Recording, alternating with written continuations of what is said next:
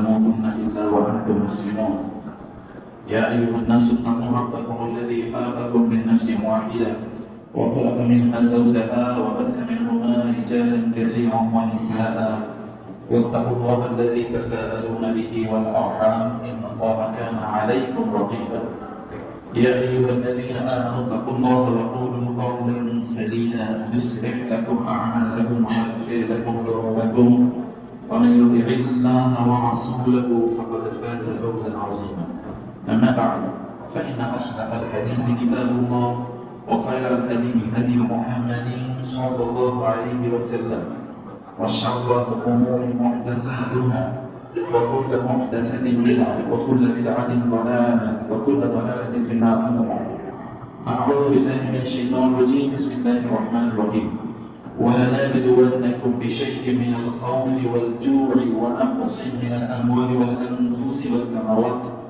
وبشر الصابرين الذين إذا أصابتهم مصيبة قالوا إنا لله وإنا إليه راجعون أولئك عليهم صلوات من ربهم ورحمة وأولئك هم المهتدون আল্লাহ সুবহানাহু ওয়া তাআলা শুকর আদায় করছি তিনি আমাদেরকে সুস্থ রেখেছেন নিরাপদে রেখেছেন এবং তার ইবাদতের জন্য মসজিদে আসার তৌফিক দান করেছেন বলে আলহামদুলিল্লাহ রাসূলুল্লাহ সাল্লাল্লাহু আলাইহি ওয়াসাল্লাম এর উপর দরুদ ও সালাম বর্ষিত হোক اللهم صل وسلم وبارك على نبينا محمد اللهم صل عليه اللهم بارك عليه হাদিসে রাসূলুল্লাহ সাল্লাল্লাহু আলাইহি ওয়াসাল্লাম বলেছেন আল মসজিদু বাইতুল কুল্লি তাকিয়্যিন মসজিদ হচ্ছে প্রত্যেক মুত্তাকির বাড়ি তার ঘর প্রত্যেক মুত্তাকির ঘর কোনটি মসজিদ মানুষ যখন ক্লান্ত হয়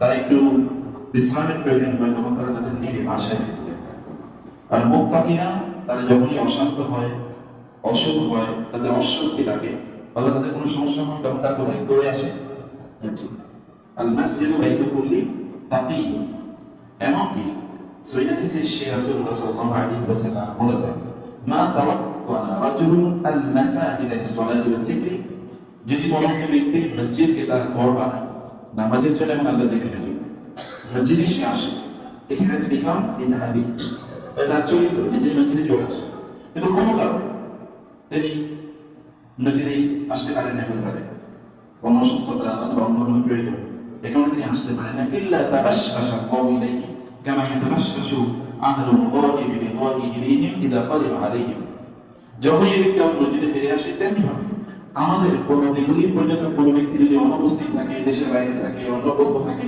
তিনি আসলে যেমনি ভাবে আমরা খুশি হই তাকে সবাই মিলে স্বাগত জানাই আল্লাহ সুবহানাহু ওয়া তাআলা ওই মুসলিমকে কিভাবে স্বাগত জানান এবং তাকে খুশি হয়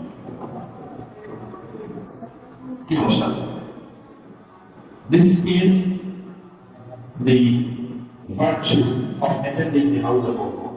Allah ঘর এই উপস্থিত হয় না মর্যাদা সম্মানিত ভাইরা বোনেরা আমি সেটা আজকে আলোচনা করবো না আমি একটু ভিন্ন কিছু আজকে আলোচনা করতে চাই سبحان من يبتلي أناسا أحبهم والبلاء أعطاه فاصبر لبلوى وكن راضيا فإن هذا هو الدواء سلم إلى الله ما قضاه ويفعل الله ما يشاء আল্লাহ সুবহানাহু ওয়া তাআলা মানুষকে মাঝে মাঝে পরীক্ষা করেন কারণ আল্লাহ তাকে ভালোবাসেন এবং পরীক্ষাটি ও বিপত্তি ওই ব্যক্তির জন্য আল্লাহর পক্ষ থেকে এক ধরনের গিফট উপহার অতএব যদি এরকম কোনো উপহার আল্লাহর পক্ষ থেকে আসে যদি এমন কোনো বিপদের সম্মুখীন বা মুখোমুখি আপনি হন তাহলে আপনার কাজ হচ্ছে ধৈর্য ধারণ করা এবং আল্লাহ সুবহানাহু ওয়া তাআলার সিদ্ধান্তে সন্তুষ্ট থাকা কারণ এইটাই মূলত কৌশল মেডিকেশন আপনি এখন মনে খুবই কষ্ট কাঁদতে কাঁদতে দুশ্চিন্তা করতে করতে শরীর খারাপ হয়ে গেছে now you go to the doctors and take medicine ঘুম আসে না এখন গভীর ওষুধ খান মন খারাপ এই কারণে মনকে শান্ত করার ওষুধ খান নো এগুলো না আপনি যদি আল্লাহর পক্ষ থেকে প্রেসক্রাইবড মেডিসিন হচ্ছে ধৈর্য ধারণ করা এবং আল্লাহ সুবহানাহু ওয়া তাআলার পক্ষ থেকে আগত সিদ্ধান্তকে স্বাগত জানানো এটি আপনার জন্য সত্য আল্লাহ সুবহানাহু ওয়া তাআলা এই সিদ্ধান্তের প্রতি নিজেকে আত্মসমর্পণ করেন কারণ আল্লাহ সুবহানাহু ওয়া তাআলা আপনার জন্য যা প্রদান করে তাই করে থাকেন যেটা আপনি জন্য অকল্যাণ করছেন আপনি করেন বিয়াদিকাল খায়র ইন্নাকা আলা কুল্লি শাইইন কাদির। আল্লাহ সুবহানাহু ওয়া তাআলা হাতেই সকল কল্যাণ, এবং তিনি যা কল্যাণ করে তাই কল্যাণ। আল্লাহ সুবহানাহু ওয়া তাআলা তিনি নির্ধারক। আসা আন তাকরাহু শাইআন ওয়া হুয়া খায়রুল লাকুম ওয়া আসা আন তুহিব্বু শাইআন ওয়া হুয়া শাররুল লাকুম। হতে পারে আপনি কোনো একটা জিনিসকে পরম পছন্দ করছেন, কিন্তু এটি আপনি যেন অপছন্দ করেন। কোনো একটা জিনিসকে আপনি পরম পছন্দ করছেন, কিন্তু এটি আপনি যেন অপছন্দ করেন। কারণ আপনি তো সর্বশেষ অবস্থা জানেন, আপনি একেবারে জানেন না কোনো কিছু। আল্লাহ সুবহানাহু ওয়া তাআলা সেটি ভালো জানেন, তাই না? আপনি দেখেছেন যে মায়ের স্কুলের ঘটনায় কোন একজন মা তিনি কাঁদছিলেন যে তার বাচ্চাটি স্কুলে যেতে চায়নি। তিনি তাকে জোর করে পাঠাতে চেয়েছেন, তারপরেও যায়নি। মেরেছে অনেক, তারপরেও যায়নি, এবং সর্বশেষ যায়নি। এখন তিনি কাঁদছেন, আরে আমার বাচ্চাটা না গিয়ে আমাকে কিভাবে বাঁচায়, ও না যেয়ে আমার জন্য অনেক ভালো। তখন তিনি চিন্তা করছেন ও যায়নি, কারণ কি হচ্ছে। এখন তিনি তাকে বুকে জড়িয়ে ধরে কাঁদছেন আর চুমো দিচ্ছেন, বলছেন না গিয়ে যে ও কত ভালো করেছে, না গিয়ে যে কত ভালো করেছে। সুবহানাল্লাহ, সময় খুব ভালো লাগে বলে না। আল্লাহ তাআলা আপনার এবং আমার জন্য যেটি কল্যাণ করেন সেটি আল্লাহ সুবহানাহু ওয়া তাআলা করে থাকেন। কিন্তু যখন মানুষের কোনো বিপদ হয় তখন আমাদের করণীয়, এই বিষয়ে আমি আপনাদের দৃষ্টি আকর্ষণ করতে চাই। এর মধ্যে এক নম্বর বিষয় হচ্ছে তার যদি বিপদ হয় তখন ওই ব্যক্তিকে সান্ত্বনা দেওয়া, এটি খুবই কল্যাণ করে উত্তম। তাই কি দিতে হয়? সান্ত্বনা দেওয়া। রাসূলুল্লাহ সাল্লাল্লাহু আলাইহি ওয়াসাল্লাম সেভাবে সান্ত্বনা প্রদান করতেন। আব্দুল্লাহ ইবনে মাসউদ রাদিয়াল্লাহু তাআলা তিনি রাসূল সাল্লাল্লাহু আলাইহি ওয়াসাল্লাম থেকে বর্ণনা করেন, মান আযযা মুসাবান ফালাহু মিসলু আজরিহি। কেউ যদি কোনো বিপদগ্রস্ত ব্যক্তিকে গিয়ে একটু সান্ত্বনা দেয়, সমবেদনা প্রকাশ করে, তার সাথে সহমর্মিতা প্রকাশ করে, তাইলে ওই বিপদগ্রস্ত ব্যক্তি ধৈর্য ধারণ করলে যে পরিমাণ সওয়াব পাবে, পরিদান পাবে আল্লাহর পক্ষ থেকে, যিনি তাকে সান্ত্বনা দিয়েছেন তিনি বহু সওয়াব পাবেন। কোনো মানুষ যদি তাকে সান্ত্বনা দেয়, ধৈর্যের জন্য তাকে পরামর্শ দেন, নাসিহা করেন। এবং আরেকটা হাদিসে সেই সকল সহিহ বর্ণনা আমরা বলছি, রাসূলুল্লাহ সাল্লাল্লাহু আলাইহি ওয়াসাল্লাম বলেছেন, মা মিন মুমিনিন ইউআসি আখাহু বিমুসিবাতিন ইল্লা কাসাহু আল্লাহু মিন কুল্লিল কিয়ামাতি ইয়াউমাল কিয়ামাহ।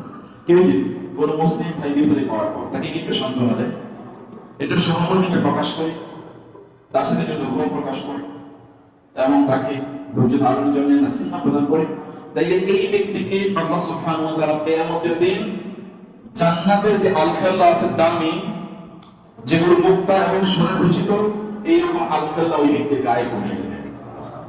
আল-খাল্লা আপনি বুঝেন তো, গাউন খতিব সাহেবরা যিনি পড়েন আর শেখরা যিনি পড়েন, এরকম গাউন ওই ব্যক্তিকে পরিয়ে দেওয়া হবে। এবং ওই গাউনের কারণে লোকেরা রিকগনাইজ করে ভূমিকা একটা স্পেশাল স্টেটাসের মানুষ আল্লাহ তাআলার কাছে কিয়ামতের দিন, যেদিন হুফাতান উওয়াতান গুরবা। হাদিসে সেই রাসূল বলেছেন কিয়ামতের দিন লোকেরা কি অবস্থা হবে? কিয়ামতের মাঠে তাদের কি নাই? মাথায় টুপি নাই, পায়ে জুতা নাই, শরীরে কোনো জামা কাপড় নাই, এরকম অবস্থা কিয়ামতের দিন। কিন্তু এই ব্যক্তির অবস্থা হবে রাজকীয় অবস্থা। মানুষ যদি আপনি একটু সান্ত্বনা দেন, আল্লাহ তাআলা বলেছেন, নিজেই তিনি সান্ত্বনা দিয়ে বলেছেন, ওয়ালানাবলুওয়ান্নাকুম বিশাইইন মিনাল খাউফি ওয়াল জু'i ওয়া নাকসিন মিনাল আমওয়ালি ওয়াল আনফুসি ওয়াস সামারাত ওয়া বাশশিরিস সাবিরিন। যাদেরকে আমি বিপদ দেই তাদের শরীরে, তাদের সম্পদে, তাদের সন্তানে, তাদের ফসলে, তাদের ইন্ডাস্ট্রিতে, তাইলে এদের মধ্যে যারা ধৈর্য ধারণ করেন তাদের সুসংবাদ দেন কি? আল্লাযীনা ইযা আসাবাতুহুম মুসীবাতুন, যাদের বিপদ ঘটলে তারা বলে ইন্না লিল্লাহি ওয়া ইন্না ইলাইহি রাজিউন। আমরা আল্লাহর জন্য, সবকিছু আল্লাহর জন্য, আমি, আমার সন্তান, আমার সম্পদ, আমার পিতামাতা, সবকিছু আল্লাহর জন্য, এবং আমরা তার কাছে ফিরে যাব। অর্থাৎ কেউ আগে গিয়েছে, কেউ একটু পরে যাবে। This is the difference. নাকি কেউ বেঁচে থাকবে, ইন্নাকা মাইয়াতুন ওয়া ইন্নাহুম মাইয়াতুন, আপনি মারা যাবেন, তারও মারা যাবে। কেউ কেউ বলুন যায় someone earlier and someone later, কেউ আগে কেউ পরে। Serial is only known to Allah, and if it is the syllabus, serial maintain করেন কে? আল্লাহ। আপনি তো সিরিয়াল তৈরি করেন, আপনি জানেন না কার আগে কে যাবে। অতএব আল্লাহ সুবহানাহু ওয়া তাআলা এর সিদ্ধান্তের প্রতি সন্তুষ্ট থাকা। ইসতাঈনু বিস-সাবরি ওয়াস-সালাহ ওয়া ইন্নাহা লাকাবীরাতুন ইল্লা আলাল খাশিঈন। যারা আল্লাহকে ভয় করে ভালোবাসে, আল্লাহ সম্পর্কে যেই ব্যক্তিরা ওয়াকিফ নলেজ, এবং সেই সকল ব্যক্তিরাই কেবলমাত্র ধৈর্যের মাধ্যমে এবং সালাতের মাধ্যমে কি তারা আল্লাহর সাহায্য চায়।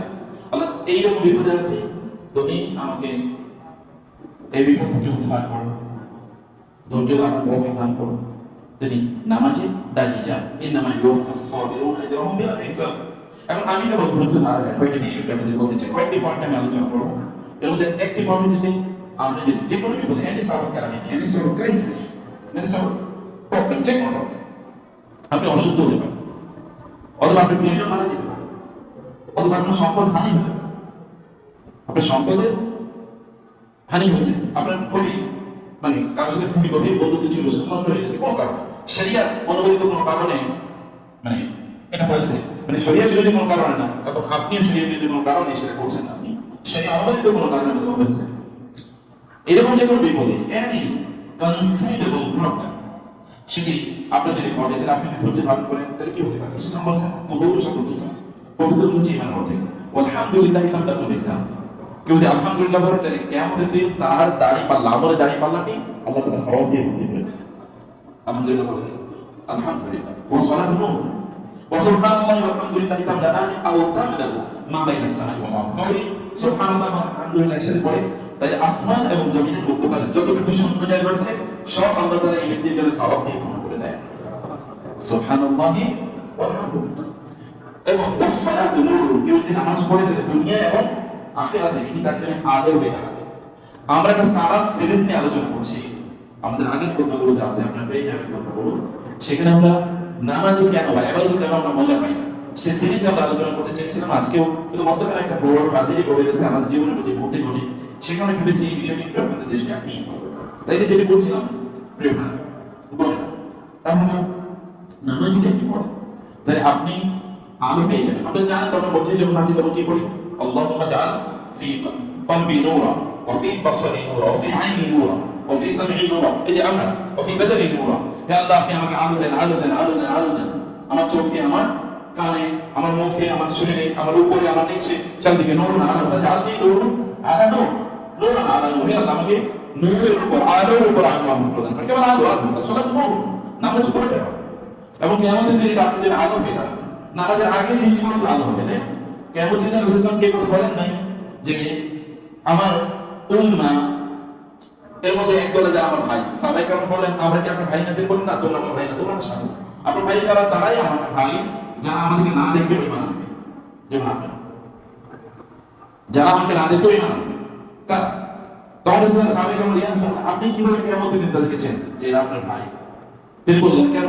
আমার উম্মাহ তারা যে ওজো করবে, তোমাদেরকে তো চিনতে পারবো কারণ তুমি তো আমি দেখেছি, কিন্তু কিয়ামতের দিন আমার ওই ভাইদেরকে যাদেরকে আমি দেখিনি কিন্তু তারা আমার প্রতি ঈমান এনেছে, তারা আমাকে দেখে আমার প্রতি ঈমান এনেছে, আমি তাদেরকে চিনব on the basis of the organs they have washed during their ablution ওজো।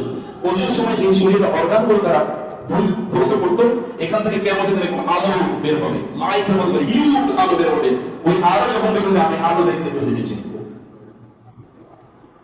ওইটা না ওজোর জায়গাগুলোতে আলো বের হবে, নামাজের জায়গাগুলোতে আলো বের হবে কিয়ামতের দিন।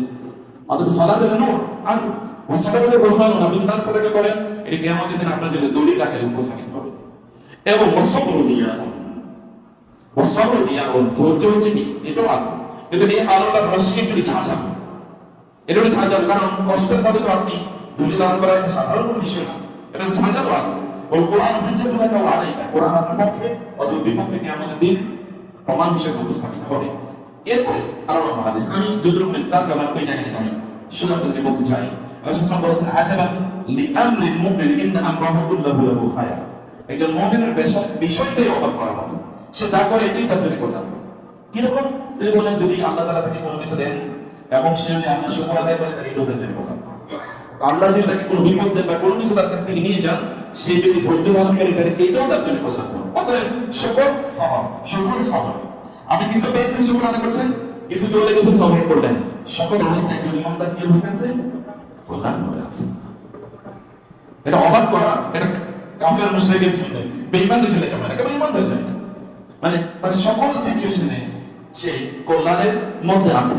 আল্লাহ সুবহানাহু ওয়া তাআলা তার জন্য এরকম কল্যাণের ব্যবস্থা করে রেখেছেন। এবং রাসূল এই কথা বলেছেন আলা উজিবুকুম ইন্নাল মুমিনা আলা আ'জাবুকুম ইন্নাল মুমিনা ইযা আসাবা খায়রান হামিদাল্লাহ ওয়া শাকারা ওয়া ইযা আসাবাতহু মুসিবাতুন হামিদাল্লাহ ওয়া সাবারা ফাল মুমিনু ইউজারু আলা কুল্লি শাইইন হাত্তা লুকমাতা ইয়ারফাউ ইলাইহি। রাসূল বলেন ঈমানদার তোমাদের মধ্যে সবচেয়ে বিস্ময়কর, এখন তো আপনার পৃথিবীর সপ্তম আশ্চর্য, অষ্টম আশ্চর্য এর পেছনে আপনার ঘুরেন, seven wonders of the world না, পৃথিবীতে সবচেয়ে ওয়ান্ডারফুল সবচেয়ে বিস্ময়কর বিষয় হলো একজন মুমিন, সবচেয়ে বিস্ময়কর সবচেয়ে দেখে মুমিনদের অবাক হয়ে যায় যখন তার কোন কল্যাণ ঘটে তখন সে আল্লাহর শুকর আদায় করে, যখন বিপদ ঘটে তখন সে কি ধৈর্য ধারণ করে। ফলে সকল অবস্থায় সে আল্লাহর পক্ষ থেকে আগত কল্যাণের উপর সে এমন যখন যে তার নিজের মুখে কোনো খাবারের লোকমা তুলে দেয় অথবা তার স্ত্রীর মুখে তার সন্তানদের জন্য ইনকাম করে, এটাও আল্লাহ তাআলা তার জন্য সওয়াবের কারণ হিসেবে তৈরি করে রাখেন। আপনি নিজে খাচ্ছেন, আপনার স্ত্রী মুখে সওয়াব, আপনি নিজে খাচ্ছেন সেটা আপনি সওয়াব, আপনার স্ত্রীকে আপনি খাবার দিচ্ছেন, পিতা মাতা তো আরো অনেক মর্যাদার বিষয়, সেটার জন্য আপনি অথচ you are just doing your duty, আপনি কিন্তু আপনার দায়িত্ব পালন করছেন, মানে এরপর আল্লাহ তাআলা আপনাকে সম্মান ও মর্যাদা থেকে বঞ্চিত করেন না। يجري القضاء فيه الخير نافلة لمؤمن واثق بالله لا لاهي إن جاءه فرج أو نابه درع في الحالتين يقول الحمد لله। সকল অবস্থায় ভালো এবং মন্দ, সকল অবস্থায় যখন একজন ঈমানদার বলেন আলহামদুলিল্লাহ, তখন আল্লাহ সুবহানাহু ওয়া তাআলা গোটা জীবনকে তার জন্য কল্যাণময় করে দেন, গোটা জীবনকে তার জন্য সওয়াবে পূর্ণ করে দেন, তার কাজগুলোকে আল্লাহ তাআলা ইবাদতে রূপান্তরিত করে দেন। আপনি অন্য কিছু করছেন, still it is regarded considered to be ইবাদত, এটা ইবাদত হিসেবে আল্লাহ সুবহানাহু ওয়া তাআলার কাছে মর্যাদাবান হয়। ফুলাল আল-আদওয়ী আল-বসরি তিনি বলেন আল-হাসান আল-বসরি রাহিমাহুল্লাহ আমি বলতে শুনেছি, আপনি আলাইহিস সালাতু ওয়াস সালাম যখন তার বিপদ হতো তখন তিনি বলতেন আল্লাহুম্মা আনতা আখাযতা ওয়া আনতা আতাইতা, হে আল্লাহ নিয়ে গিয়েছেন আপনি, দিয়েছেন আপনি, মানা কাম পারছি, যেই অংশটি আমার জন্য থাকবে আহমাদুকা আলা হুসনি বালাইক, যতদিন আমি বেঁচে থাকবো ততদিন পর্যন্ত আপনি যত বিপদে আমাকে দেন না কেন সকল বিপদে আমি কেবল আপনার শুকরিয়া আদায় করব। একজন ইমানদারের স্ট্যাটাস মর্যাদা, তিনি একদম এলিট ক্লাসের মানুষ, তিনি আল্লাহর কাছে কোনো অভিযোগ মানে তিনি কোনো অভিযোগ করেন না। ইন্নামা আশকু বাসি ওয়া উযরি ইলা আল্লাহ, আমি আমার কষ্টের কথাগুলো আমার রবের কাছে কেবলমাত্র বললাম, দোয়া প্রার্থনা, দোয়া প্রার্থনা করেন, দোয়াও কি ইবাদত, কেবল ইবাদতের শ্রেষ্ঠ ইবাদত।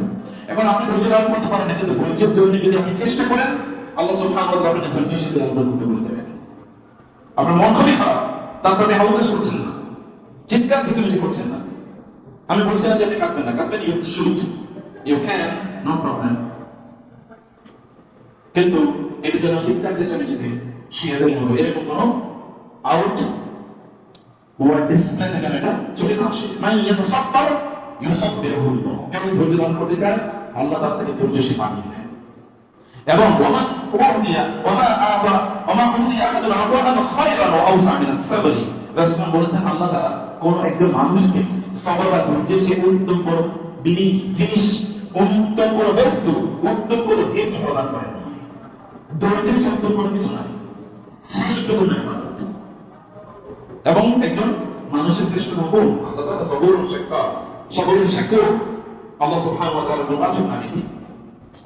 এবং এর মধ্যে সবচেয়ে গুরুত্বপূর্ণ যে বিষয়টি ধৈর্য, রাসূলুল্লাহ সাল্লাল্লাহু আলাইহি ওয়াসাল্লাম বলেছেন আল্লাহ তাআলা এর যে উত্তম, এর যে ব্যাপক, এর যে কল্যাণকর কোন কিছু আল্লাহ সুবহানাহু ওয়া তাআলা কোন মানুষকে দেন না যেটা ধৈর্যের মতো।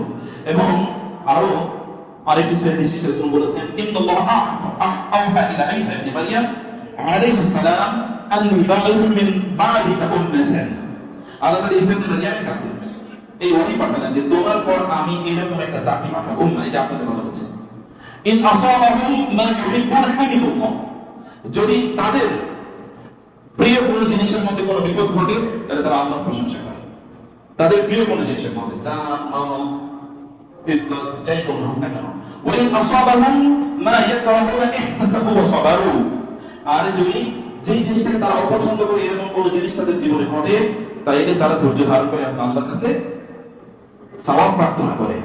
ওয়ালা হুলমা ওয়ালা ইলমা, ধৈর্য এবং নলেজ এটা কেবল আল্লাহর পক্ষ থেকে আসে। ফাকারিয়া তখন ঈসা আলাইহিস বলেন কাইফা ইয়াকুনু হাদা, এর কিভাবে সম্ভব বলেন? তো তখন তিনি বলেন উতিহু মিন হুলমি ওয়া ইলমি, আমার ওই বান্দাদেরকে আমার যে স্পেশাল ধৈর্য আছে এবং যে নলেজ আছে এটি আমি ওই বান্দাদেরকে এটা প্রদান করব। যে আপনাদের কাছে থাকে এরকম এই উম্মাহ এটা বৈশিষ্ট্য যে উম্মাহর ধৈর্যশীল, এই উম্মাহ ধৈর্যশীল এবং এই ধৈর্যের পরম একটি প্রমাণ হলো আমরা এখন 1500 বছর পরে কোরআন এবং সুন্নাহর প্রতি আঁকড়ে আছি। রাসূল সাল্লাল্লাহু আলাইহি ওয়াসাল্লামের ইন্তেকালের আগে মানে রাসূল সাল্লাল্লাহু আলাইহি ওয়াসাল্লামের 500 বছর আগেই তো ঈসা আলাইহিস সালামের আগমন ঘটেছে, তাই না? ঈসা আলাইহিস সালাম ঈসা আলাইহিস সালাম এর মানে তাকে আল্লাহ সুবহানাহু ওয়া তাআলা যখন আকাশে উঠিয়ে নিলেন তার কাছে, এরপর থেকে খ্রিস্টানরা তার ধর্ম বিকৃত করে ফেলছে। এবং মুসা আলাইহিস সালামের তার জীবদ্দশায় তারা ধর্ম বিকৃত করা শুরু করে দিয়েছে, তার জীবদ্দশায়, তাই না? ওর বলছে যে জাআলনা ইলাহান কামা লাহু আলিহা, ওই সমুদ্র পার হয়ে বাড়ি এসেই বলেছে ওদের তো গড আছে, আমাদের জন্য একটা গড, এদের তো প্রতিমা আছে, দেবতা আছে, দেবী আছে, আমাদের জন্য একটা দেবতা বা দেবী তৈরি করে দেয়। ওই ইহুদি বা ইসরায়েল থেকে এখান থেকে বার হয়েছে, তাদের সামনে কিন্তু ফেরাউন ধ্বংস হয়ে গেছে, বাট স্টিল তারা তারা মুসা আলাইহিস সালামের জীবদ্দশায় তাদের বিদ্যুৎ আছে। اذهب انت وربك فقاتلا إنا هاهنا قاعدون। আমরা যুদ্ধ করতে পারবো না, আপনি এবং আপনার রব আল্লাহ নিয়ে যুদ্ধ, আমরা দুজন আল্লাহ এবং আপনি নিয়ে যুদ্ধ, আমরা পারবো না। কিন্তু রাসূলুল্লাহ সাল্লাল্লাহু আলাইহি ওয়াসাল্লাম রাদিয়াল্লাহু তাআলা আনহু তাদের কথা নাই বলা, 1500 বছর পরে আল্লাহ তাআলা এমন অসংখ্য আলেম তৈরি করে দিয়েছেন যারা এখন কোরআন এবং সুন্নাহর বিষয়গুলো মানুষকে তেমন ভাবে উপস্থাপন করে যেভাবে আল্লাহ রাসূল লিখে গেছেন একসাথে। তারাকতুম আলা মাহজ্জাতিন বাইদা লাইলুহা কানাহারিহা। আল্লাহ সুবহানাহু ওয়া তাআলা তার রাসূলকে এমন একটা শরিয়া দিয়েছেন, এটা কি আমরা করতে পারবো না? এটা তো মুজিজা, সম্মানিত ভাই। এবং এই কারণে রাসূলুল্লাহ সাল্লাল্লাহু আলাইহি ওয়াসাল্লাম এর এই উম্মাহকে স্পেশাল হুকুম, এটা স্পেশাল জাতি। ইন্না ইসামাল বালা ইন্না ইসামাল জাযা মা ইসামিল বালা, বিপজ্জত বড় আল্লাহর পক্ষ থেকে প্রতিদান অত বড়। ওয়া ইন্নাল্লাহু ইযা হাব্বা কওমান ইবতালাহু, আল্লাহ যদি কাউকে ভালোবাসেন তাহলে তাকে পরীক্ষা ফেলেন। অনেক পরীক্ষা কোন বিপদ ঘটলেই বড় বড় কারণে আমি অনেক অপরাধ করছি, ইয়েস, সেরকম একটা মানসিকতা থাকা উচিত। কিন্তু রাসূলুল্লাহ সাল্লাল্লাহু আলাইহি ওয়াসাল্লাম তো অনেক বিপদ হয়েছে, আপনি কি মনে করেছেন? বিপদের দুটো ডাইমেনশন আছে, গুনার কারণে হয় যেমন ফেরাউনের, গুনার কারণে। আবার আল্লাহ তাআলা সম্মান বাড়িয়ে দিতে চান যেমন মুহাম্মদুর রাসূলুল্লাহ সাল্লাল্লাহু আলাইহি ওয়াসাল্লাম। মুসা আলাইহিস সালাম যদি ফেরাউন এবং মুসা তো না, আল্লাহ তাআলা বিপদ দিয়ে কারো মর্যাদা বাড়ান, বিপদ দিয়ে কারো কি সম্মান আল্লাহ তাআলা একেবারে ধসিয়ে দেন। সে দেখতে আপনি এবং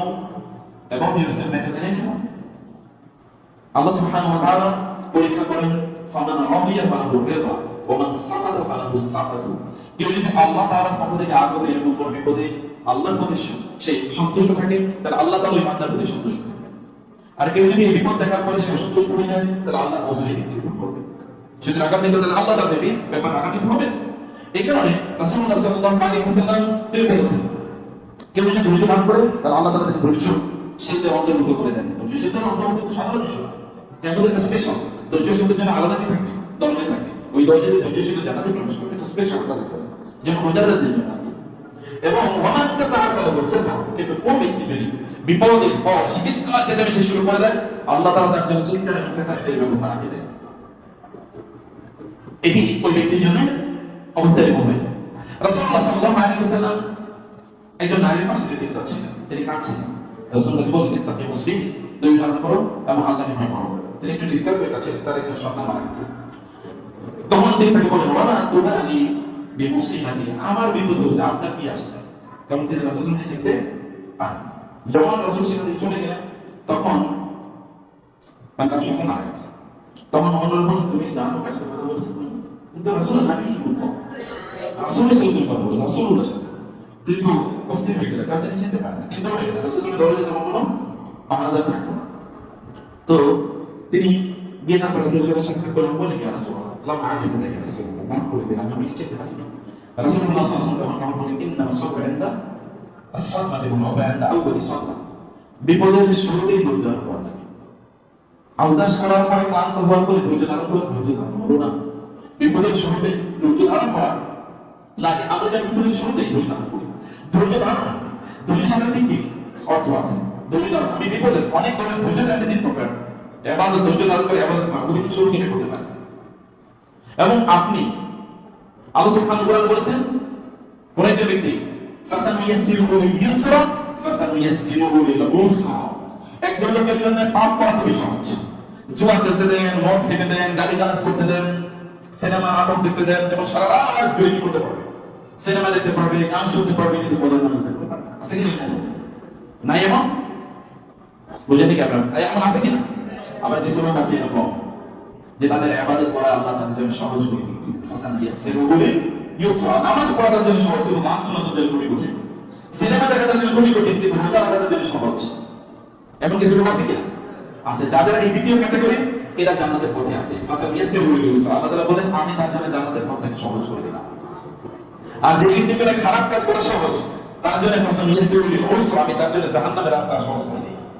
মানে আপনি জান্নাতি না জাহান্নামী এটা কিয়ামতের দিন বিচার আগে আপনি নিজেই বিচার করতে পারেন। এটা জাস্ট ইউরসেলফ। যদি ভালো কাজ আপনার জন্য সহজ হয়, নামাজ পড়া কোন থেকে জেগে উঠা, ফজরের নামাজের জন্য আপনার জন্য সহজ, কোরআন তেলাওয়াত করা আপনার জন্য সহজ, কিন্তু সিনেমা দেখলে আপনার মাথা ঘোরায়, গান শুনতে আপনার বিরক্তি লাগে, বমি বমি ভাব হয় আপনার, তাহলে বুঝবেন যে আপনি রাইট ট্র্যাকে আছেন, জান্নাতের পথে আছেন। জাস্ট ইউরসেলফ, হাসিবু আনফুসাকুম ক্বাবলা আন তুহাসাবু। Before being judged by Allah, you should judge yourself. আল্লাহ তাআলা আপনার বিচার করার পূর্বে আপনি নিজে আপনার বিচার করুন। আপনি নিজে আপনি বিচার করতে পারেন। এই কারণে একটা যে ইবাদতে ধৈর্য ধারণ করে ইবাদত করা, আর কোনো হারাম থেকে ধৈর্য ধারণের মাধ্যমে বিরত থাকা, দুটো। বিপদে ধৈর্য ধারণ করে তিন নাম্বার, বিপদে ধৈর্য ধারণ করে তিন নাম্বার। তাও এটা কি? এটা তিনটা জিনিসের সমান। একটা হচ্ছে আপনার যা ঘটেছে এই ব্যাপারে আপনি কোনো ধরনের অসন্তুষ্টি প্রকাশ করবেন না। এমন কেন হলো আমার জীবনে, আমি কি অপরাধ করেছিলাম, ভাবখানা যেন এরকম না। দুই নম্বর বিষয় হচ্ছে আপনার জিহ্বা দিয়ে এমন কোন জবান দিয়ে এমন কোন শব্দ বলবেন না যেটি আল্লাহ তাআলার অসন্তুষ্টি প্রকাশ করে। আল্লাহ কি আমাদের ছাড়া কাউকে দেখলো? এরকম বাঙালি নারীরা বলে, বাংলাদেশি পুরুষরা বলে, আমি কেন বিপদে পড়বো, আমার বিপদে পড়বো না, এরকম যদি কোনো শব্দ চয়ন হয়। এবং তিন নম্বর হচ্ছে আপনার শরীরকে এই জাতীয় প্রকাশ থেকে বিরত রাখা, যেমন শিয়া করে থাকে, মানে বুকে চাপড়ানো, অথবা মানে দাড়ি টুপি অথবা দাড়ি চুল টুপি টানা, ছেঁড়া, শরীরে আঘাত করা, হাত উতাস করা, লাফানো, চিৎকার চেঁচামেচি, এগুলো কোনটাই জায়েজ নেই। এগুলো ধৈর্যের বিপরীত কথা। অথবা আপনি যখন ধৈর্য ধারণ করবেন তখন আল্লাহ সুবহানাহু ওয়া তাআলা মূলত আপনাকে হেদায়েতের পথে পরিচালনা করবেন। ওয়া মান ইউমিন বিল্লাহি ইয়াহদি কলবাহু। কেউ যদি বিপদে ধৈর্য ধারণ করে আল্লাহ তাআলা তাকে হেদায়েতের পথে পরিচালিত করবেন। বিপদে ধৈর্য ধারণ করে কি করবেন? আল্লাহ তাআলা তাকে হেদায়েতের পথে পরিচালনা করবেন। এখানে উম্মে দারদা রাদিয়াল্লাহু তাআলা তিনি বলতেন, ইন্না মুআমিনা বিকাদারিল্লাহি আল্লাযীনা ইয়াকুদিয়া লাহুম রাদু বিহি ওয়া লাহুম নাযিব ইয়াকবিতুহুম আশ-শুহাদা'u ইয়াওমাল কিয়ামাহ। যে সকল ব্যক্তিরা বিপদে ধৈর্য ধারণ করে আল্লাহ তাআলা জান্নাতে তাদেরকে এমন রাজপ্রাসাদ প্রদান করবেন যেগুলো দেখে এমনকি শহীদরা পর্যন্ত ঈর্ষা করবে। সুবহানাল্লাহ। শহীদরা পর্যন্ত এত অসাধারণ। It is because of your patience and perseverance. আপনি ধৈর্যের কারণে এরকম মর্যাদা আল্লাহ তাআলা আপনাকে প্রদান করেন। এবং ইমাম বুখারী রাহমাতুল্লাহ তিনি হাদিস উল্লেখ করেছেন, মান ইউরিদুল্লাহু বিহি খায়রান ইউসিব বিহি। আল্লাহ কারো কল্যাণ চেয়ে তার বিপদ দেন। অতএব বিপদের মোস্ট ওয়েলকাম, বিপদ তোমাকে মোস্ট ওয়েলকাম। কারণ আল্লাহ আপনার মর্যাদা বাড়াতে চান, আল্লাহ সুবহানাহু ওয়া তাআলা আপনার সম্মান বাড়াতে চান, আল্লাহ তাআলা আপনাকে অফুরন্ত সওয়াব দান প্রদান করতে চান। এই কারণে রাসূলুল্লাহ সাল্লাল্লাহু আলাইহি ওয়াসাল্লাম তিনি বলেছেন, সবচেয়ে বেশি বিপদের কাজে নবীদের, আশাদুন নাসি বালাগান আল আনবিয়া সুম্মা আল-আমসাল ফাল-আমসাল। সবচেয়ে বেশি বিপদ হয়েছিল রাসূলদের। যেমন আদম আলাইহিস সালাম জান্নাত থেকে আল্লাহ তাআলা তাকে দুনিয়াতে পাঠিয়ে দিয়েছেন, দুনিয়া থেকে অথচ আল্লাহ তাআলা তাকে জান্নাতে পাঠিয়েছেন। নূহ আলাইহিস সালাম চিন্তা করেন 1000 বছর দাওয়াত দিয়েছেন, 950 বছর দাওয়াত দিয়েছেন, ইল্লা 50 আম। কিন্তু লোকেরা তাকে প্রায় 100 বছর জুড়ে তিনি তার জাহাজটাই বানিয়েছেন। এবং প্রতিদিন লোকেরা তাকে কি করতো? গালিগালাজ করতো এবং অশ্রাব্য কথায় কথা বলতো। শুধু তাই না, জেনারেশন ফর জেনারেশন 950 বছর তো মানুষ আছেন, তাই তিনি এত লম্বা সময় হায়াত পেয়েছেন। এই 100 বছর মতো জাহাজই বানাচ্ছেন। এই কত জেনারেশন, তারা নাতি দাদা নাতিকে নিয়ে যাচ্ছে, বছর এই পাগলের দিকে থাকো, এটা আমাদের এলাকার পাগল। এই 100 বছর এই যে নৌকা বানাইতে আছে, বানাচ্ছি, এখানে কি করে তুফান, কারণ এখানে মরুভূমি, এখানে তুফান হবে, বৃষ্টি হয় না, তুফান হবে। তাহলে কি পরিমাণ নির্যাতন থেকে সহ্য করেছেন রাসূল সাল্লাল্লাহু আলাইহি ওয়াসাল্লাম? কথা ইব্রাহিম আলাইহিস সালাম চিন্তা করে দেখেন, ঈসা আলাইহিস সালাম চিন্তা করে তাকে হত্যা করার জন্য ইহুদি ধর্ম যাজকরা, জায়নিস্ট ধর্ম যাজকরা কি করেছে? এটাই নবী রাসূলের বিপদ বেশি, আল্লাহর কাছে বিপদ বেশি। আপনি যত আল্লাহর নিকট করতে হবে তত আল্লাহকে আপনার বিপদ বাড়িয়ে দেবেন, কারণ আল্লাহ তাআলা আপনাকে পরীক্ষা করতে চান। অতএব এটা একটা কষ্টি পাথর। বিপদ কিসের না?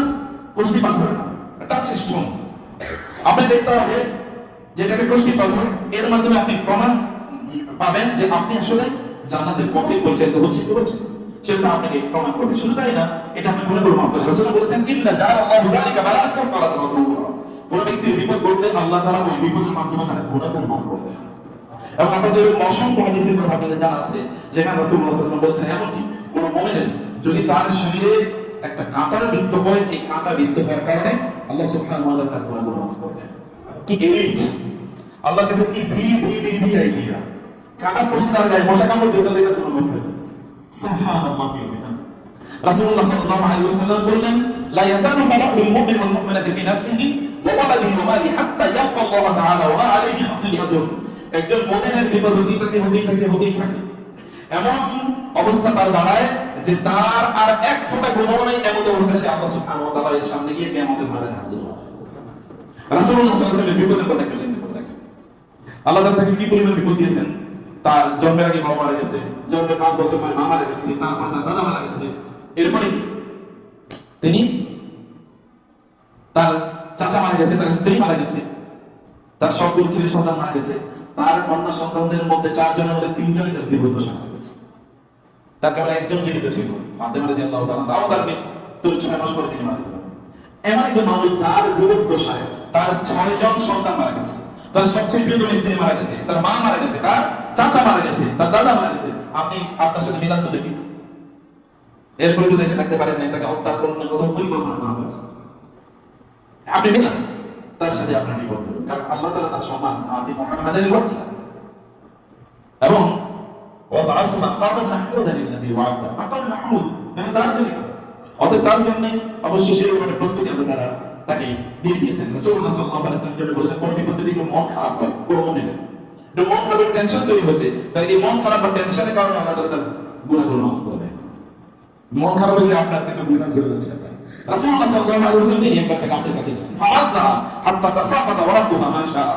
তিনি গাছ থেকে ছাকিয়ে দিলেন, গাছের অনেকগুলো পাতা ঝরঝর করে পড়া শুরু করলো। অতঃপর তিনি বললেন, লিল মুসিবাতি ওয়াল আওজা'i আসরাউ ফি যুনুবি ইবনি আদম মিন্নি ফি হাযিহি শাজারা। মনে রাখবে আমার সাথে, এই গাছটা ছাকিয়ে দেওয়ার পর এখান থেকে যেমনি ভাবে কিছু পাতা পড়েছে, একজন মুমিনের যদি বিপদ হয় তাইলে তার শরীর থেকে গোড়াগুলো এই পাতার চেয়ে আরো দ্রুতভাবে ঝরে পড়ে যায়। পাতা পড়তে যতটুকু সময় তার চেয়ে আরো দ্রুত, তার এই পাতার মতো করে আরো দ্রুত তার জীবন থেকে গোড়াগুলো ঝরে পড়ে যায়। আল্লাহ সুবহানাহু ওয়া তাআলা যে মুমিনের জন্য একটা স্ট্যাটাস তৈরি করে রাখেন, এই স্ট্যাটাসে তাকে পৌঁছাবেন। ওই স্ট্যাটাসে যাওয়ার আগ পর্যন্ত তার বিপদ আল্লাহ তাআলা দিতে থাকেন, যেন ওই জায়গায় পর্যন্ত তিনি পৌঁছে থাকেন। দুনিয়ার ব্যাপারে কিন্তু আপনি এরকম, আপনি একটা বড় পজিশনে যেতে চান, তাহলে আপনি কি করতে পারেন? কষ্ট করতে হবে নাকি? কষ্টের সাথে ক্যাস্ট রয়েছে নাকি? No pain no gain. আপনি কষ্ট করতে হবে যে আপনি বড় একটা জায়গায় যেতে চান। আপনি আরামে শুয়ে থাকবেন, এরপরে আপনি আরাম পাবেন না। আরামে শুয়ে থাকলে আরাম পাওয়া যায় না, আপনি কষ্ট করতে হয় আরাম পাওয়া যায়। যারা আরামে শুয়েছিল তারা কি পরে আর আরাম পাবে না।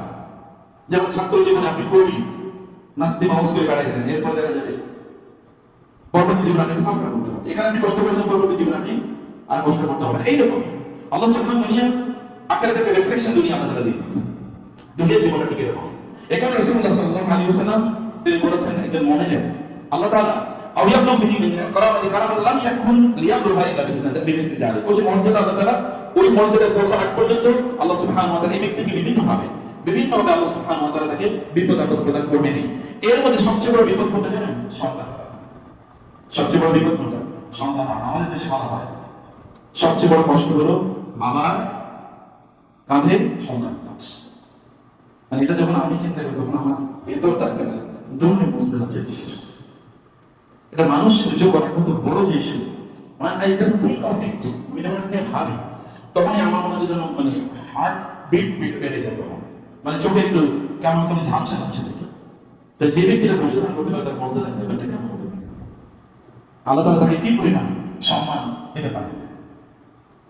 আবু সালামা রাদিয়াল্লাহু আনহু রাসূল সাল্লাল্লাহু আলাইহি রাখা বলে মানে পরিচিত, তিনি বলেন বাখমা বিখামসিন মা আসকালুহুন্না ফিল মিজান। তিনি বলেন সুসংবাদ আমাদের জন্য 5টি জিনিস দাড়ি পাল্লা খুবই ভারী হয়ে দাঁড়াবে, এর চেয়ে ভারী আর কোনো কিছু হবে না। একটা হলো লা ইলাহা ইল্লাল্লাহ।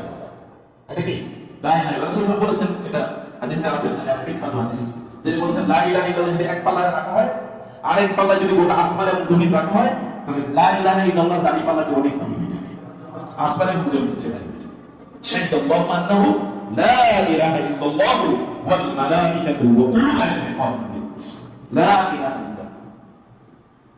আল্লাহ সুবহানাহু ওয়া তাআলা এর তাওহীদ এর ওজন এত বেশি। ওয়া সুবহানাল্লাহি ওয়া আলহামদুলিল্লাহ, আপনারা হাদিস শুনে আসছেন তো, সুবহানাল্লাহি ওয়া আলহামদুলিল্লাহ এটা কি তামলাতুল মিজান, এটা দাড়ি পাল্লাকে সওয়াব ওজন দিয়ে ভর্তি করে দেবে। এবং 3 নম্বর কি আল্লাহু আকবার, আল্লাহু আকবার। 4 নম্বর কি ওয়াল ওয়ালাদুস সালিহু ইয়াতাওয়াফা লিল মার'i ফায়াহতাসিবুহু। কোন একটা ব্যক্তি যদি কোনো সন্তান নিয়ে মারা যায়, আর ওই ব্যক্তি ধৈর্য ধারণ করে, আল্লাহ সুবহানাহু ওয়া তাআলা ওই সন্তানকে নিয়ে কিয়ামতের দিন তার দাড়ি পাল্লাটাকে এত ভারী করে দেবেন যে তার গোড়ার দাড়ি পাল্লাটা হালকা হয়ে যাবে। ধৈর্য ধারণ যদি কারো এরকম কোনো বড় বিপদ ঘটে, সিচুয়েশন প্রেক্ষাপট আপনি বুঝতে পারছেন কেন বলছি। এই যে ওয়াইদুল নারী রাসূল বললেন, আমি গত রাতে একটি অবাক করা বিষয় দেখেছি। কি ওয়াইদুল রাজুল মিন উম্মতি কাফা মিজানাহু ফাজাআহু আফাকু ফাসাকালু মিজানাহু। আমি দেখলাম গত রাতে একটা সত্যি অবাক করা, একজন ব্যক্তি তার আমল গুলো ওজন করা হচ্ছে, হঠাৎ করে তার সওয়াবে যে পাল্লাটি হালকা হয়ে গেছে, তার গুনাহ পাল্লাটি ভারী হয়ে গেছে। মানে পাল্লাটি ভারী হয়ে কি ওয়া মামা খাফাত মাওয়াজিনুহু ফাহুম আমিয়া, সর্বনাশ। তাহলে মিজানুল হাসানাত যদি হালকা হয়ে যায় তাহলে ফাহুম আমিয়া যেতে হবে, যার নামে সবচেয়ে নিকৃষ্ট যায়। তিনি বলেন যে এরকম অবস্থা, হঠাৎ করে তার কিছু সন্তান যারা আগে মারা গিয়েছে, এরা হঠাৎ করে দাড়ি পাল্লার সামনে উপস্থিত, এরা দাড়ি পাল্লা দিয়ে উঠলো, এখন ওই দাড়ি পাল্লা বিশাল ওজন হয়ে গেছে, তার সবে দাড়ি পাল্লা এখন ওজন হয়ে গিয়েছে। এরকম একটা পরিস্থিতি এরকম হয়েছে। মানে আর এরকম অসংখ্য ঘটনা আমরা দেখতে পাই যেখানে এমন বিষয় রয়েছে। আবু হুরায়রা, আমি কোনো হাদিস উল্লেখ করছি, আমি স্টোরিগুলো আপনাদেরকে বলছি না। আবু হুরায়রা রাদিয়াল্লাহু আনহু বলেছেন, লা ইয়ামুতু লিআহাদিন মিনাল মুসলিমিন সালাসাতুন মিনাল ওয়ালাদি ফাতামাসসাহু আন-নারু ইল্লা তাহিল্লাতাল আযমি। রাসূলুল্লাহ সাল্লাল্লাহু আলাইহি ওয়াসাল্লাম বললেন, কোন ব্যক্তির যদি তিনজন সন্তান মারা যায় তাকে জাহান্নামে স্পর্শ করে এটা হতেই পারে না। তিনজন সন্তান মারা গেলে তিনি ধৈর্য ধারণ করেছেন, জাহান্নামে স্পর্শ করে এটা হতেই পারে। এটা সহিহ বুখারী এবং সহিহ মুসলিম হাদিস। ইমাম মুসলিম রাদিয়াল্লাহু আনহু হাদিস উল্লেখ করেছেন, আতাতকেন মা বলেন নবী সাল্লাল্লাহু আলাইহি ওয়াসাল্লাম, একজন নারী রাসূলের কাছে আসেন তার সন্তান নিয়ে এবং বলেন, ইয়া রাসূলুল্লাহ, আল্লাহ লাহু তাআলা আমাকে দোয়া করেন, ফালাকাদ দাফানতু সালাসাতান, আমি কিন্তু এর আগে আমার তিনজন সন্তানকে দাফন করেছি। এটা দিস মাই ফোর্থ চাইল্ড। রাসূল অবাক হয়ে বলেন, তিনজন দাফন করেছেন? তিনি বলেন হ্যাঁ। তখন তিনি বলেন, লাকাদ ইহদাওয়াতা ইহতাদারতি বিহিদারিন শাদীদিন মিনান নার, তুমি তো তোমার মাঝে এবং জাহান্নামের মাঝে বিশাল এক প্রাচীর নির্মাণ করে ফেলেছো। তোমার মাঝে এবং জাহান্নামের বিশাল প্রাচীর নির্মাণ, তুমি তো জাহান্নামে তোমাদের ধরতে পারবে কোথায় জাহান্নামের কোথায় তুমি। সুবহান, বিকজ she just endured, তিনি কেবল ধৈর্য ধারণ করেছেন।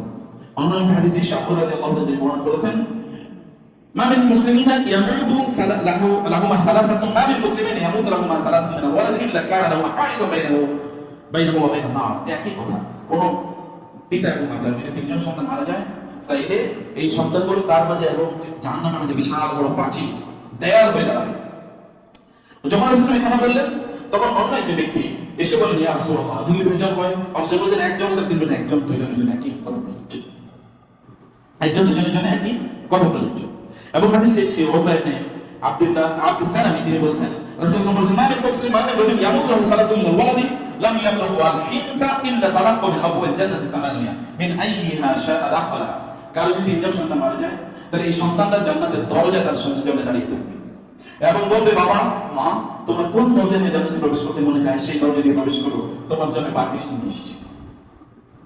ইট ইজ ওয়াইড ওপেন, যে কোনো দরজা দিয়ে তুমি প্রবেশ করতে পারো। ইবনে মাজাহ এবং আবু তাবরানী তারা হাদিস উল্লেখ করেছেন। এবং অন্য হাদিসে এসেছে, ছোট অবস্থায় যদি কোনো সন্তান মারা যায় আল্লাহ সুবহানাহু ওয়া তাআলা সন্তানকে জান্নাতে নিয়ে যাবেন এবং পিতামাতার ধৈর্য ধারণ করার কারণে আল্লাহ সুবহানাহু ওয়া তাআলা পিতামাতাদেরকে জান্নাত প্রদান করবেন। পিতা এবং মাতা তাদেরকে আল্লাহ সুবহানাহু ওয়া তাআলা জান্নাত প্রদান করবেন। একদম নারী রাসূলের কাছে আসেন এবং বলে, লা ইয়ামুতু ইহদাহুম, রাসূল তখন তাদেরকে নসিহত করছে। তারা নারীরা এসে রাসূলকে বলেন, ইয়া রাসূলুল্লাহ, পুরুষরা তো সব নসিহত শুনে, আমরা তো শুনতে পারি না। তখন রাসূল সাল্লাল্লাহু আলাইহি ওয়াসাল্লাম তাদেরকে একটা দিন বরাদ্দ করে তাদের জন্য। সেই দিন রাসূলুল্লাহ সাল্লাল্লাহু আলাইহি ওয়াসাল্লাম তাদের জন্য কথা বলার মধ্যে এই কথাটি বললেন, তোমাদের কোনো যদি কারো যদি তিনজন সন্তান মারা যায়, তাই তিনি যদি ধৈর্য ধারণ করেন তাইলে এই সন্তানের কারণে আল্লাহ সুবহানাহু ওয়া তাআলা তাকে জান্নাত প্রদান করবেন। নাইলে বলেন, ইয়া রাসূলুল্লাহ, দুজনের ব্যাপারে হলে কি হবে? রাসূল বলেন, দুজনের জন্য নয়, একই বিধান প্রযোজ্য। বুখারী এবং মুসলিমের হাদিসে এসে আবু সাঈদ আল-খুদরি রাদিয়াল্লাহু তাআলা তিনি বলেন, একজন নারী রাসূলের কাছে আসেন এবং বললেন, ইয়া রাসূলুল্লাহ, পুরুষ যদি আপনি প্রচুর নসিহত করছেন, তার সুযোগ পাচ্ছেন, আমরা তো পাই না, আমাদের জন্য দিন বরাদ্দ করেন। এরপর রাসূল তাদেরকে দিন বরাদ্দ করার পরে কথা বলেন, মা মিনকুম মিন ইমরাতিন তাকাদ্দামা বাইনা ইয়াদাইহা মিন ওয়ালাদিহা সালাসাতুন ইল্লা কানু লাহু হিজরা মিনান নার।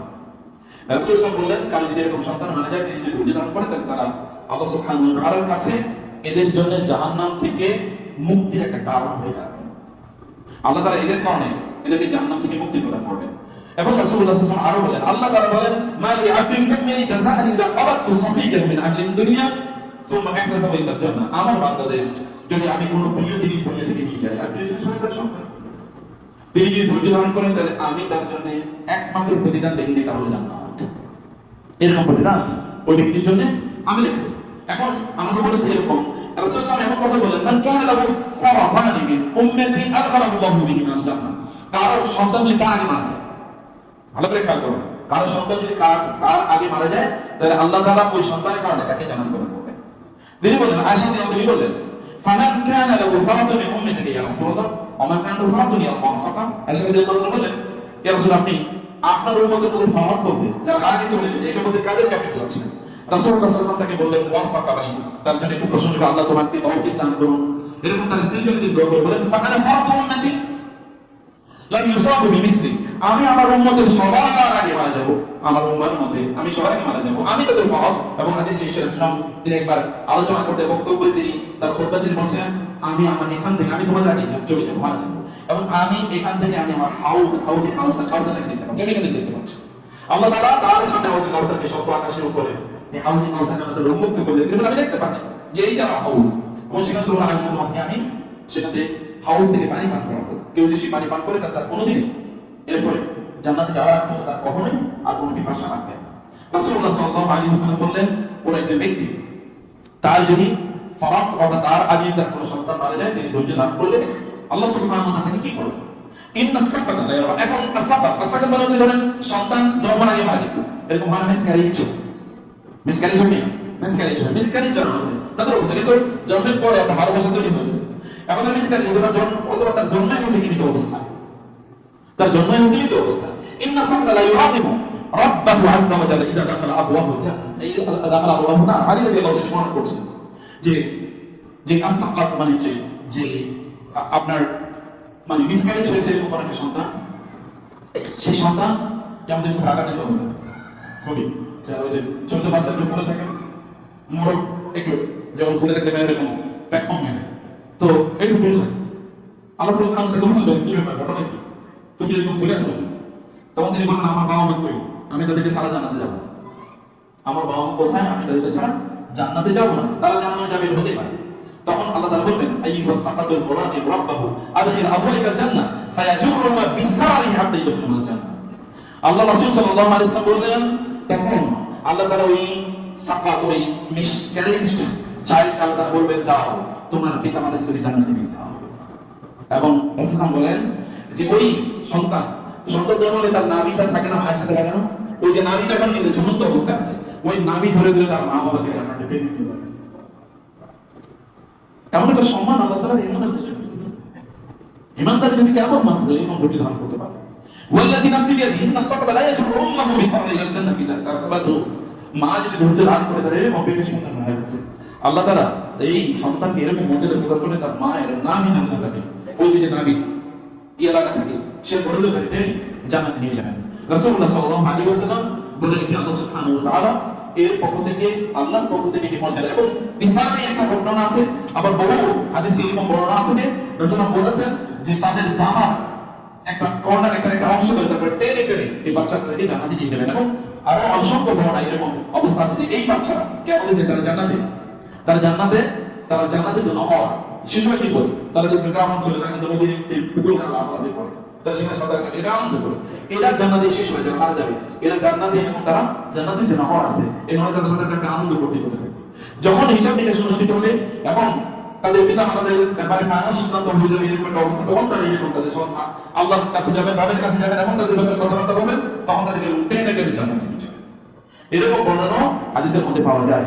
রাসূলুল্লাহ সাল্লাল্লাহু আলাইহি ওয়াসাল্লাম তিনি এই বিষয়গুলোকে আরো বিস্তারিতভাবে এরকম জানিয়েছেন। রাসূলুল্লাহ সাল্লাল্লাহু আলাইহি ওয়াসাল্লাম বলেন, আতুহিব্বু আন ইয়াবকারাতুল সন্তান মারা গেছে, আন ইবনাকা আন কাআনশাতিস সাবিয়ান ওয়া আকিয়াসু। এই শিশুরা কিয়ামতের দিন আনসার সবচেয়ে মানে যাদেরকে বলি যে আপনার খুবই উজ্জীবিত, মানে তারা কাজে কর্মে তারা খুবই উজ্জীবিত, শরীরে খুবই শক্তি আছে, খুবই আনন্দ কম অবস্থায় তারা থাকবে, এবং সবচেয়ে বুদ্ধিমান, আকিয়াস সবচেয়ে বুদ্ধিমান অবস্থা থাকবে। তোমার এবং কারণ যে সন্তান মারা যাওয়ার পর রাসূল তাকে সন্তান দিয়ে বলে, তুমি চাও যে তোমার সন্তান এরকম বেঁচে থাকুক, এরকম মৃত্যু হোক, এরকম। তার যে অনেক উত্তম অবস্থা হলো যে কিয়ামতের দিন আল্লাহ সুবহানাহু ওয়া তাআলা তাকে এইরকম সবচেয়ে বুদ্ধিমান মানুষদের একজন অন্তর একজন করবেন, এবং সে তোমাকে তোমার জামা কাপড় ধরে জান্নাতে টেনে টেনে নিয়ে যাবে। সমাজ ভাই বলে না। আমি এইটাকে আলোচনাকে সংক্ষিপ্ত করে এখন আপনাদের যে কথাটি বলতে চাই তা হলো যে ওই সহিহ হাদিসগুলো আপনাদের জানা আছে, রাসূলুল্লাহ বলেছেন যে ঈমানদাররা ইন্নাল্লাহ সুবহানাহু ওয়া তাআলা, আল্লাহ তাআলা তো আমাদেরকে বেশি ভালোবাসেন নাকি? আমি আমার নিজকে যত ভালোবাসি, আল্লাহ কি তার চেয়ে কম ভালোবাসেন না বেশি ভালোবাসেন? অনেক বেশি। রাসূলুল্লাহ সাল্লাল্লাহু আলাইহি ওয়াসাল্লাম বসে আছেন সাহাবী কারাম নিয়ে, এর মধ্যে যুদ্ধের মধ্যে থেকে নিয়ে আসা হলো। এর মধ্যে যুদ্ধবন্দীদের মধ্যে একটা বাচ্চা সেখানে যুদ্ধবন্দীদের মধ্যে ছিল। তো রাসূলুল্লাহ সাল্লাল্লাহু আলাইহি ওয়াসাল্লাম যখন ওই বাচ্চাটি সেখানে চলে আসলো, রাসূলুল্লাহ সাল্লাল্লাহু আলাইহি ওয়াসাল্লাম ওই মহিলা, যে মহিলার বাচ্চাটি যুদ্ধবন্দী ছিল, মানে যে মহিলা যুদ্ধবন্দী ছিল তার বাচ্চাও কিন্তু ওই বন্দীদের সাথে চলে এসেছে। যখন তার বাচ্চাকে তিনি দেখলেন, তিনি এই ময়লা আবর্জনাওয়ালা এই শিশুটিকে চাপড়ে ধরলেন এবং তাকে চুমু দিচ্ছিলেন পাগলের মতো করে। সাহাবায়ে অবাক হয়ে থাকলেন, এই মহিলা এরকম করছে কোন দিন, এবং তার বাচ্চাকে দেখে এরকম চাপড়ে ধরে এবং তার বুকের সাথে চেপে ধরে দুধ খাওয়াচ্ছে। রাসূল বলেন, তোমরা এগুলো অবাক হচ্ছো? বলে অবাক হও না, সমস্যা নেই। রাসূল বলেন, আল্লাহ এই মা তার সন্তানকে যতটা ভালোবাসে, আল্লাহ তাআলা আমাদেরকে তার বান্দাদেরকে তার চেয়ে বহু বেশি ভালোবাসে। মায়ের ভালোবাসার কোনো তুলনা আছে? মা সবচেয়ে দুর্বল বাচ্চা, অসুস্থ বাচ্চা, যার অর্থ পয়সা কম কিন্তু তার শরীরের সামর্থ্য কম, এরকম বাচ্চাদের বেশি ভালোবাসে। যার টাকা পয়সা বেশি, শরীরে একটা হচ্ছে এটাই বেশি ভালোবাসে। শুধু আমার মনে করতে মা কাঁদে।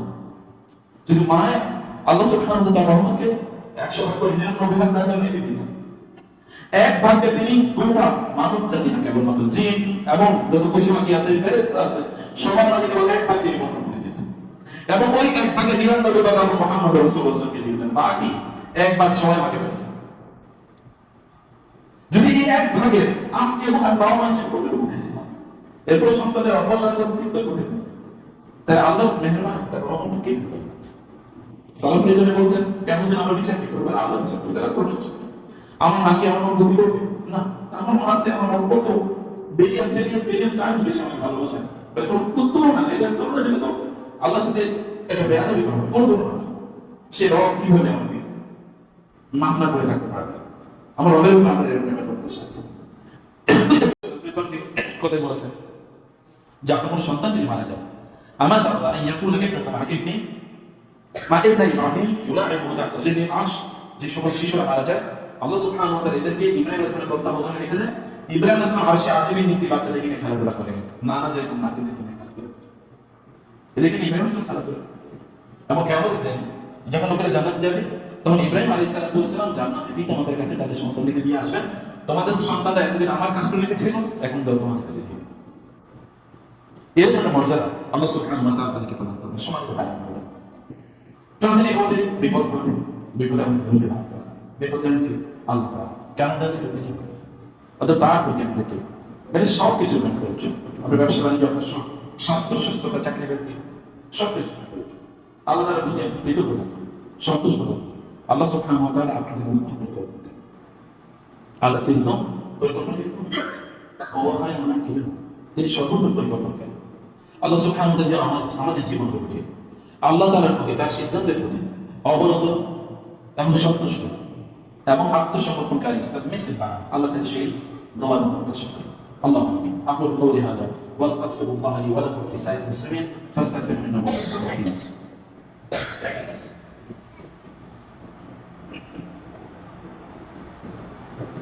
إن الحمد لله والصلاة والسلام على رسول الله أما بعد فأعوذ بالله من الشيطان الرجيم بسم الله الرحمن الرحيم إن الله وملائكته يصلون على النبي يا أيها الذين آمنوا صلوا عليه وسلموا تسليما اللهم صل على محمد وعلى آل محمد كما صليت على إبراهيم وعلى آل إبراهيم إنك حميد مجيد اللهم بارك على محمد وعلى آل محمد كما باركت على إبراهيم وعلى آل إبراهيم إنك حميد مجيد اللهم أعز الإسلام والمسلمين اللهم انصر الإسلام والمسلمين اللهم انصر المجاهدين في اللهم شهد شمل يهود والنصارى والمشركين يا الله আমরা কেবল আমাদের দেশের ছোট একটা ঘটনা বলেছি, শিশু মারা গেছে, গোটা জাতির তথ্য, কিন্তু ফিলিস্তিনিদের প্রতিদিন এরকম অসুখ বিশেষ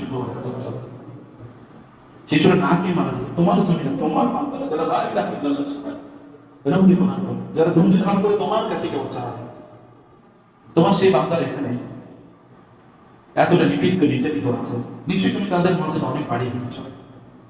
তাদের তোমার বিরুদ্ধে কোনো অভিযোগ নেই, আমাদের কোনো অভিযোগ নেই, কিন্তু আমরা কেবলমাত্র বলি কোন লাভ, তুমি তাদের জন্য রয়েছ, তুমি তাদের জন্য তাদের জন্য এমন সাহায্যকে পাঠিয়ে দাও যারা তাদেরকে এই নিপীড়িত নির্যাতিত অসহায় অবস্থা থেকে মুক্তি পাবে।